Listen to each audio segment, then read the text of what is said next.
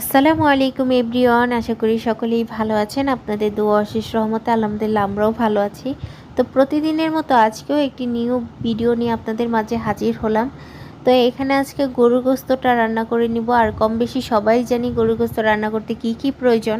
তো এখানে আর দেখানোর মতো কিছু নেই।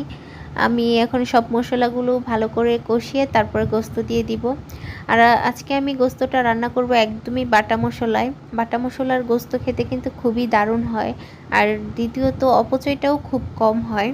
আমরা এক্সট্রা মশলাটা যখন ইউজ করি তখন দেখা যায় কি যখন খেতে যাই হয়তো বা আমাদের প্লেটে পড়লে আমরা ফেলে দিই, কিন্তু এটা তো একটা অপচয়, তাই না? আর যদি বেটে দিই তাহলে মশলাটা গ্রেভির সাথে খাওয়া হয়ে যায়।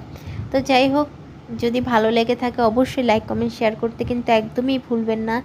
আর দয়া করে আমার ভিডিওগুলো আমি জানি যে আমার আপুরা তারপর আমার আন্টিরা দেখেন, তো যে যেখান থেকেই দেখেন না কেন অবশ্যই ভালো লাগলে লাইক কমেন্ট শেয়ার করতে কিন্তু একদমই ভুলবেন না। আর আমার চ্যানেলের পাশে থাকবেন, আমাকে একটু সাপোর্ট করে যাতে সামনে এগিয়ে যেতে পারি সেই দোয়া করবেন আপনারা। কারণ আপনাদের থেকে হয়তো বা আমি অনেকটাই ছোট হতে পারি বয়সে, কিন্তু আমার অনেক ইচ্ছে ছিল অনেক দিন যাবত যে একটা ভিডিও চ্যানেল খুলবো। তো আপনাদের দোয়া ও ভালোবাসায় যাতে আমি সামনে এগিয়ে যেতে পারি এই দোয়াটা আমার জন্য সবাই করবেন প্লিজ দয়া করে।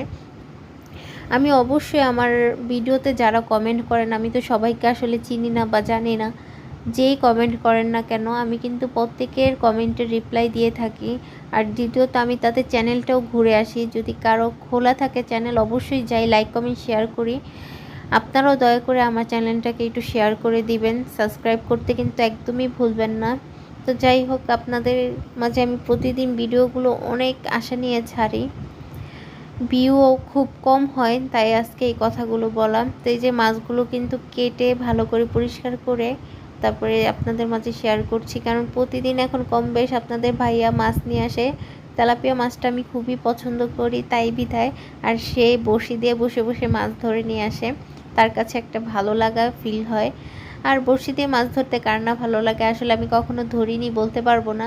ভালো লাগলে অবশ্যই লাইক কমেন্ট শেয়ার করবেন। আল্লাহ হাফেজ।